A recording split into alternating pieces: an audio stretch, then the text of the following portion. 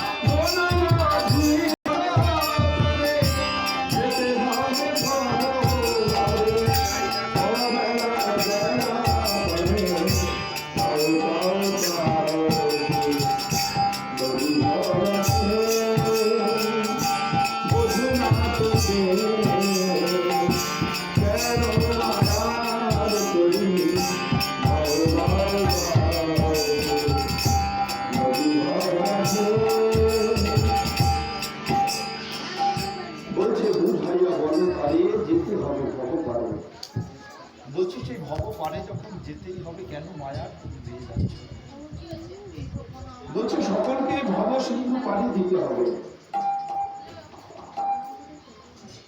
আমরা যখনই মর্তধামে এসেছি আমাদের সবাইকে কিন্তু একদিন যে ধরাধাম করে চলে যেতে হবে। বলছে জীব নিত্য কৃষ্ণ দাস তাহা ভুলে গেল মায়া পিশাচি তার গলায় বাঁধিল। জীব যে নিত্য কৃষ্ণ দাস, জীব যে নিত্য গোবিন্দের দাস, এই মায়াময় সংসারে এসে আমরা সেটা ভুলে বসে আছি। বলছে তুমি এসেছো ভাবে তোমার যেতে হবে। বলছো ওই মন যার জন্য আসা হবে ক্ষতি কি না তাই রইলি রে তুই ঘোর মায়ায় জন্ম করে।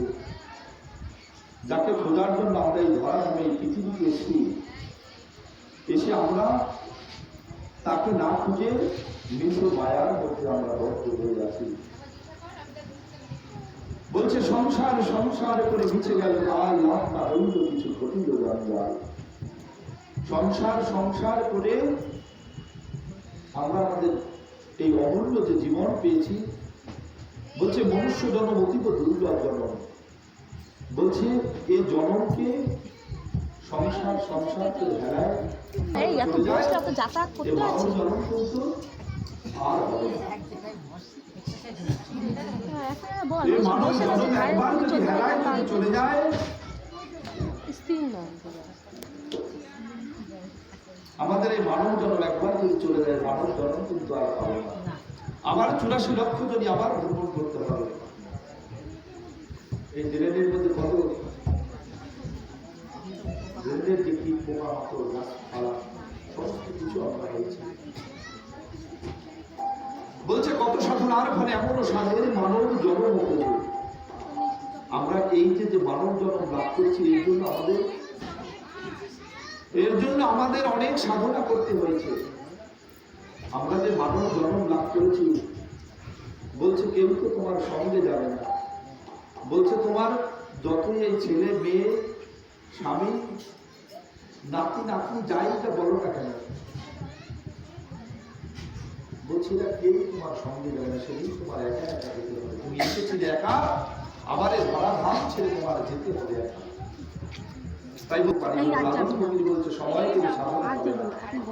কিছুক্ষণ আগে এই আপনারা বললেন না যে এখনো বয়স হয়নি, আরেকটু বয়স হয়নি, এখনো দীক্ষা নেওয়ার বয়স হয়নি, বা বয়সটা আর একটু 70-75 হয়ে যাবে। বলছে বাল্যকালে কৃষ্ণ ভজে কৃষ্ণ পাওয়ার আসে, যৌবনে কৃষ্ণ ভজে কৃষ্ণ আসে কিনা আসে, আর বৃদ্ধকালে কৃষ্ণ ভজে জগৎ আসে, জগৎ হাত থেকে রক্ষা পাওয়ার জন্য। বলছে তখন আর ভজন হয় না। এখন আমাদের এই 30, 35, 40 বছর হলে পরে যে হাঁটুর সমস্যা, কোমরের সমস্যা, নিচে বসতে পারি না, চেয়ারে বসতে হয় এখন, বা উঁচু কিছুতে বসতে হয়, বিভিন্ন রকম সমস্যা। শরীর জীব আমাদের অল্প আয়ু। সত্যযুগে পুরোটাই সত্যি ছিল। যখন ত্রেতা যুগ শুরু হলো, 3 ভাগ সত্য 1 ভাগ মিথ্যা। যখন দাপর শুরু হলো, তখন অর্ধেক অর্ধেক হয়ে গেল, অর্ধেক সত্য অর্ধেক মিথ্যা। সত্য ত্রেতা দাপর কলি, কলিতে হচ্ছে 3 ভাগ মিথ্যা 1 ভাগ সত্য।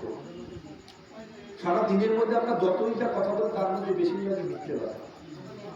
মিথ্যে যেখানে না দরকার হয়, সেখানেও মিথ্যে একটা বললে বলছে এটা আমাদের ভাষে দাঁড়িয়ে গেছে। বলছে এই যে মিথ্যা কথা বলছি, এতেও কিন্তু আমাদের পাপ হচ্ছে। আর এই পাপের জন্য, এই পাপের সাজা কিন্তু আমাদের সবাইকে পেতে হবে। আমাদের সকলকে এই পাপের সাজা ভোগ করতে হবে। বলছে এই কলিকালে সত্যযুগে মানুষের আয়ু ছিল কত জানো? সত্যযুগে মানুষের আয়ু ছিল 1 লক্ষ বছর। সেখান থেকে যখন ত্রেতা যুগ শুরু হলো, তখন 10 ভাগের 1 ভাগ, মানে 10,000 বছর। সত্য ত্রেতা দাপরে হচ্ছে মানে প্রত্যেক যুগে 10 ভাগের 1 ভাগ করে। দাপরে হলো 10,000 থেকে কমে 1,000। আর এই কলিকালে মানুষের সেই 1,000 থেকে সেটা কমে এখন হয়েছে 100। কিন্তু 100-তে আমরা যেতে পারছি না। 50, 60, 70, বড় জোর 80, তাও খুব কম। তাই বলি ভগবান এই জীবের কথা বলি দেখে আমাদের জন্য সেই গোলক থেকে মহিমাথা হরিনাম নিয়ে আসছিলেন। তারপরে তিনি যখন বৃন্দাবনে এসেছিলেন, তিনি রাজার ঘরে, নন্দ রাজার ছেলে, রাজার ছেলে ছিলেন। তার কোনো দরকার ছিল না এই নদিয়া নবদ্বীপের মাঝে সে ধুলাই গড়াগড়ি দেওয়া। কিন্তু আমাদের মতো এই পাপিষ্ঠরা আমরা নরাধম। বলছে নরাধম মানে নরের অধম। মনুষ্য জন্ম আমরা পেয়েছি, কিন্তু তাকে আমরা কাজে লাগাতে পারছি না। বলছে আমাদের জন্য তিনি সেই বৃন্দাবন ছেড়ে এই নদিয়া নবদ্বীপের মাঝে সে ধুলায় গড়াগড়ি যাচ্ছেন আমাদেরকে উদ্ধার করার জন্য, আমাদের জন্য। বলছে এরা এই যে কলির জীব, এদের অন্নগত ত্রাণ আর হচ্ছে অল্প আয়ু, এরা বেশি কিছু করতে পারবে না। এদের জন্য একদম সহজ রাস্তা করে দিয়েছে, হরিনাম, শুধু নাম করে যাবে, অন্য কোনো কিছু দরকার নেই। বলছে একটা গাছের গোড়ায় জল দিতে পারে, যদি কাজ হয়, তাহলে গাছের পাতায়, ফুলে, ডালে ডালে ডালে পাকায় যেখানে সেখানে খুব জল দেওয়া দরকার, গাছের গোড়ায় জল হলে তাহলেই হবে। তাই আমাদের জন্য সেই মধুমাখা হরিনাম নিয়ে এসেছে। বলছে এই নাম করলে পরে তোমরা ভগবানকে লাভ করতে পারবে।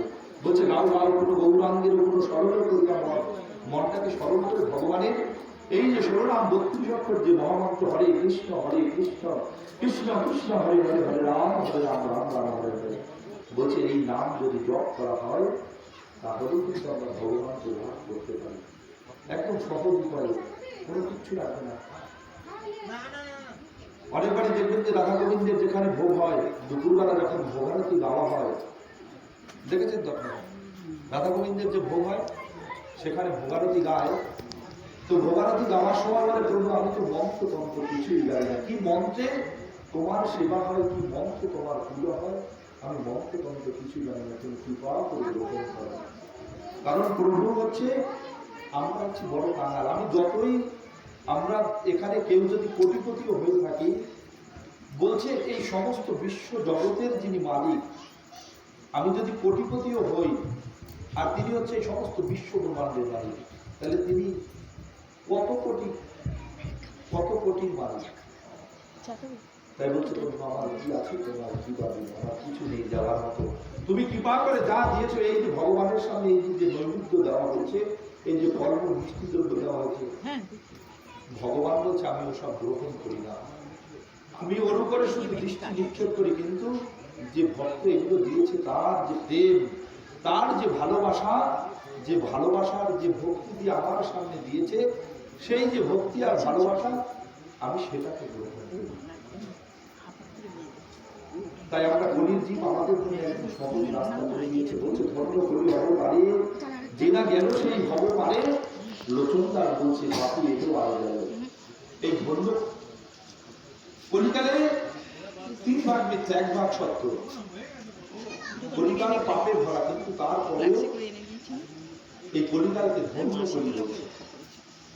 কলিকালকে ধর্ম করি বলছে। বলছে ধর্ম করি অবতারে জিনা গেল সেই হব পারে, লোচনদার বলছে পাপি এলো আর গেল। বলছে এরা মনুষ্য জন্ম পেয়েছিল বটে, কিন্তু মনুষ্য জন্মকে এরা কাজে লাগাতে পারলো না। একটা ছোট্ট একটা বাচ্চা যেখানে একটা মোবাইলে দেখা যায় ভালো দাস, আচ্ছা আচ্ছা বড় বড় শিক্ষিত লোককে তাদেরকে পুরো চুপ করিয়ে দিচ্ছে। বড় বড় শিক্ষিত লোক তাদেরকে পুরো ঠান্ডা করে দিচ্ছে। ওইটুক সেই 2 বছর 3 বছরের বাচ্চা ছেলে বলছে এটা কি সে এই জন্মে শিখেছে গীতার বিভিন্ন শ্লোক, সেই 3 বছর বাচ্চা সে মানে হড় করে বলে দেবে যেখান থেকে শুনছে সেখান থেকে। বলছে হায় হায় ছোট হরে কৃষ্ণ বলে। বলছে জীবের হরি নাম ছাড়া কোনো গতি নাই। বলছে তুমি যতই ওই কালীর সাধনা করো, দুর্গার সাধনা করো, শিবের সাধনা করো বা অন্য যে কোনো দেব দেবতার পূজা করো না কেন, তোমার মৃত্যু যখন হবে, তোমার সেই শেষের দিনে শেষের পারের হরি হবে কিন্তু সেই হরিবল, হরি সম্বল, হরি ছাড়া জীবের কোনো গতি নাই। বলছে তুমি এসেছো কবে, যেতে হবে, নাম করো মন তারও পাবে, নিতাই গৌর শ্যাম। বলছে তুমি এসেছো হবে, আমাদের প্রত্যেকে যেতে হবে। বলছে এই যে আমরা যে সংসারের মধ্যে আছি, সংসার মাঝে আছি, আমরা কিন্তু কেউ সুখে নেই। কিবা ধনী, কিবা দরিদ্র, কিবা গরিব, কিবা দিন, কিবা দুঃখী, প্রত্যেকটা ব্যক্তি কোনো না কোনো জ্বালা, কোনো না কোনো যন্ত্রণায় বলছে। বলছে এই জ্বালা থেকে যদি মুক্তি পেতে চাও, এই পৃথিবীতে যদি আর এই 84 লক্ষ জনিতে যদি আর না আসতে চাও, তাহলে এই জন্মকে সার্থক করো। এই জন্মে হরির ভজন করো, এই হরে কৃষ্ণ মহামন্ত্র জপ করো। আর এই মহামন্ত্র জপের ফলে তুমি যদি তাকে লাভ করতে পারো, বলছে জীবের জন্ম মৃত্যু বারণ হয়ে যাবে, আর জন্ম মৃত্যু হবে না। তুমি নিত্য ভগবানের সেই যে ভগবত ধাম, তোমার সেখানে স্থান হবে। ভগবানের সেই ধামে শুধু আনন্দ আর আনন্দ, সেখানে কোনো দুঃখ নেই, কোনো কষ্ট নেই। তাই বলছে এই মনুষ্য জন্ম, আমার গুরু মহারাজ যিনি তিনি বলেন আমরা লটারি পেয়েছি। এই যে মনুষ্য জন্ম আমরা লাভ করেছি, মানে লটারিতে লক্ষ লক্ষ কোটি কোটি টাকা যেরকম অনেকের লটারি বেঁচে যায়, বলছে আমরা এই মনুষ্য জন্ম পেয়েছি মানে আমরা লটারি পেয়েছি। বলছি মনুষ্য জন্মকে কাজে লাগাও, খেলায় খুলে দিও না।